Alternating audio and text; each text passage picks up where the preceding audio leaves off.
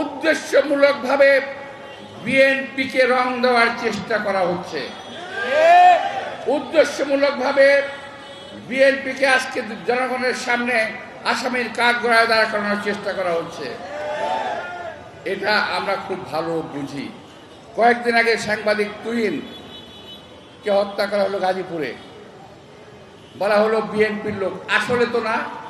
এখন তো দেখা গেল যে দল ফুটেই নাই সেই দলের লোকজন তাকে হত্যা করেছে।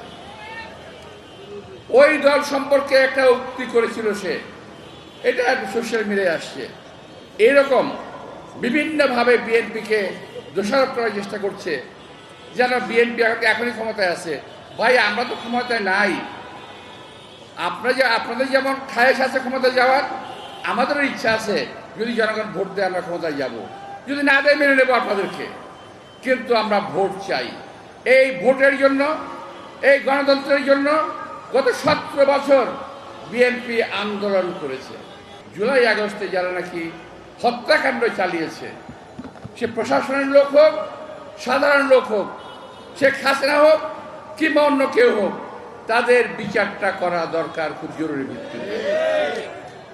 তবে বিচার কাজ খুব তাড়াতাড়ি শেষ হয় না। বিচার এবং নির্বাচন পাশাপাশি চলবে।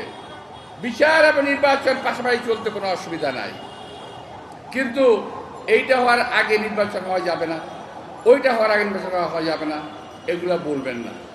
দেশের অবস্থা কিন্তু এই সরকারের সময় 12টা বেজে গেছে। হাসিনা 12টা বাজাইছিল, এই সরকার 24টা বাজায় দিয়েছে। আর এই সরকার আরো খারাপ অবস্থা করে ফেলেছে। বাংলাদেশের যে আকাশ সংস্কৃতি, এটা কিন্তু এখনো ভারতীয়দের দখলে, এটা এখনো বাংলাদেশের দখলে আসে নাই। এবং এই যে ভারতের দখলে, এর এজেন্ট হলো সালমান রহমান সাহেব। তার নেতৃত্বেই, তার কোম্পানি দিয়ে এরা চলতেছে এখন পর্যন্ত। আমি মনে করি যেমন আমাদের বাংলাদেশের কোনো টেলিভিশন ভারতের কোনো দেশে অঞ্চলে দেখানো হয় না, দেখানো যায় না। একইভাবে যদি সমতার ভিত্তিতে আমাদের কোনো চ্যানেল ভারতে দেখানো না হয়, ভারতের কোনো চ্যানেল বাংলাদেশে দেখানোর কোনো প্রয়োজন নাই। তো আমার শেষ কথা হলো এটা, যা কিছু হবে সমতার ভিত্তিতে হবে, সম্মানের ভিত্তিতে হবে। প্রতিবেশী দেশ হন আর অনেক দূরের দেশ হন, বন্ধুত্বে আমার শহীদ রাষ্ট্রপতি জিয়া রহমান বলেছিলেন, বিদেশে আমাদের বন্ধু আছে, আমাদের প্রভু নাই।